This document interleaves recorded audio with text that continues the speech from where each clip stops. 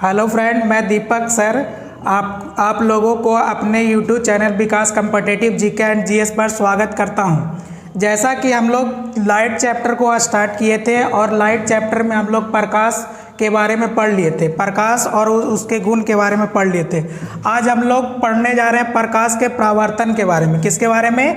प्रकाश के परावर्तन के बारे में। प्रकाश का परावर्तन क्या होता है? जब प्रकाश की किरण किसी समतल सतह से टकराकर वापस उसी माध्यम में, जिस माध्यम से आए वापस उसी माध्यम में लौट जाए। जैसे हवा से आए तो वापस सतह से टकराने के बाद हवा में ही लौट जाए, तो उस घटना को ही हम क्या बोलते हैं? प्रकाश का परावर्तन।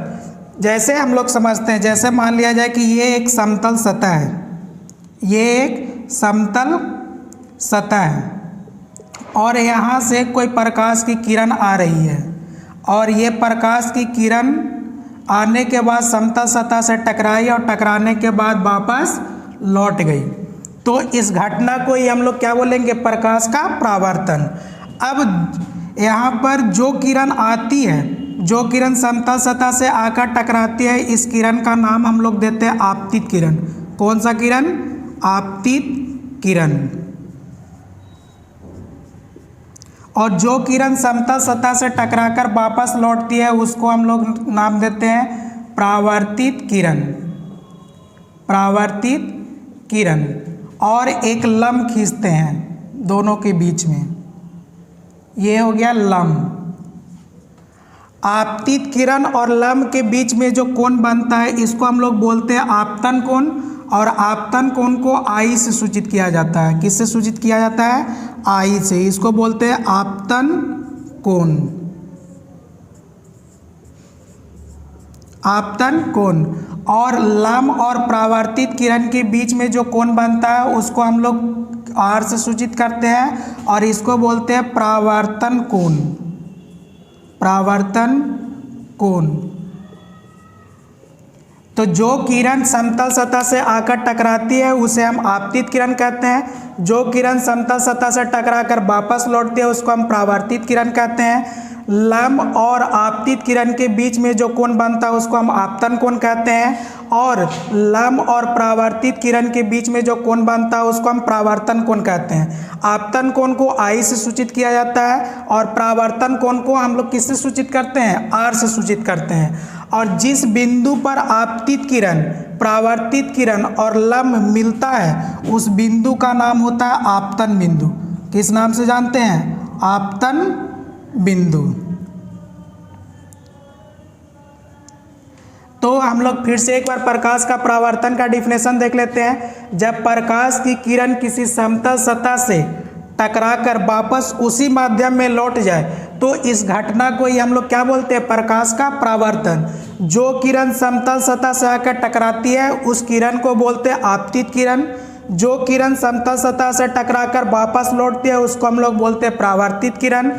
लंब और आपतित किरण के बीच में जो कोण बनता है उसको हम आपतन कोण बोलते हैं, जिसको आई से सूचित किया जाता है। लंब और परावर्तित किरण के बीच में जो कोण बनता है उसको हम परावर्तन कोण कहते हैं, जिसको हम लोग आर से सूचित करते हैं। आपतित किरण, परावर्तित किरण और लंब जिस बिंदु पर आपस में मिलता है उसको हम लोग क्या बोलते हैं? आपतन बिंदु। क्या बोलते हैं हम लोग?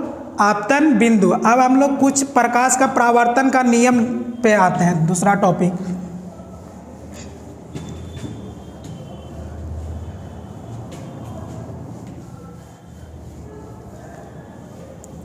प्रकाश का परावर्तन का नियम।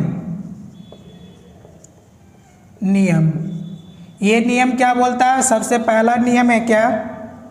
कि आपतन कोण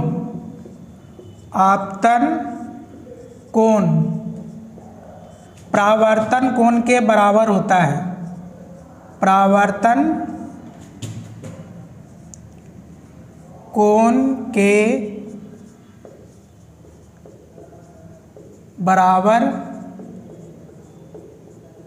होता है, मतलब angle I is equal to angle R। और दूसरा नियम बोलता है कि आपतित किरण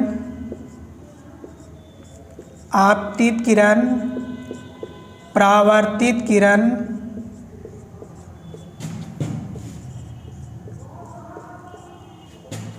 और लंब तीनों एक ही समतल में होता है। तो प्रकाश का परावर्तन का कितना नियम होता है? 2। पहला नियम क्या कहता है कि आपतन कोण परावर्तन कोण के बराबर होता है, मतलब angle I is equal to angle R. और दूसरा नियम कहता है कि आपतित किरण, परावर्तित किरण और लंब तीनों एक ही समतल में होता है। तीनों एक ही समतल का मतलब या तो एक्स वाई प्लेन में होगा तीनों, या तो वाई जेड प्लेन में होगा, या तो एक्स जेड प्लेन में होगा। ऐसा नहीं कि एक है एक्स वाई प्लेन में तो दूसरा हो जाएगा वाई जेड प्लेन में, ऐसा नहीं होता है। तो आपतित किरण, परावर्तित किरण और लंब तीनों एक ही समतल में होता है। तो प्रकाश का परावर्तन का कितना नियम होता है? 2 नियम। पहला नियम कि आपतन कोण परावर्तन कोण के बराबर हो जाए। दूसरा नियम आपतित किरण, परावर्तित किरण और लंब तीनों एक ही समतल में होता है। किस में होता है? एक ही समतल में। अब बात आता है कि प्रकाश के परावर्तन पे कुछ न्यूमेरिकल हम लोग करते हैं, जो जैसे पहला क्वेश्चन इस पे करेंगे, क्वेश्चन नंबर 1 करेंगे। जैसे मान लिया जाए कि ये आपका एक क्वेश्चन दिया हुआ है, मान लिया जाए कि ये 30 डिग्री दिया हुआ है। कितना डिग्री? 30 डिग्री। ये आपतित किरण है और ये परावर्तित किरण है। और आपसे पहला क्वेश्चन पूछ दिया जाए कि आपतन कोण का मान कितना होगा। आपतन कोण का मतलब क्या? आई का मान पूछ रहा है। आई का मान क्या होगा? तो हम लोग जानते हैं कि प्रकाश के परावर्तन के नियम से ये वाला कोण क्या हो गया? आपतन कोण। और ये वाला कोण क्या हो गया? परावर्तन कोण। तो आपतन कोण, इसका आंसर क्या हो जाएगा कि आपतन कोण जो होता है वो परावर्तन कोण के बराबर होता है। और परावर्तन कोण कितना दिया हुआ है? 30 डिग्री। तो इसीलिए आपतन कोण का मान भी कितना हो जाएगा? 30 डिग्री। तो ऐसा क्वेश्चन है जहाँ पर आप परावर्तन कोण दिया रहे और आपतन कोण पूछे, तो जो परावर्तन कोण का मान होगा वही आपतन कोण का भी मान हो जाएगा। या आपतन कोण दिया रहे और परावर्तन कोण पूछे तो भी दोनों मान क्या हो जाएगा? सेम हो जाएगा। दूसरा क्वेश्चन इस पे किस तरह से बन सकता है, जैसे देखिए दूसरा क्वेश्चन हम लोग इस पे करते हैं। दूसरा क्वेश्चन मान लिया जाए कि ये आपका कोण दिया हुआ है 60 डिग्री। ये कितना कोण दिया हुआ है? 60 डिग्री।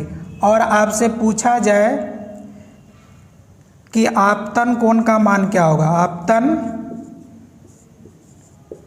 कोण आई का मान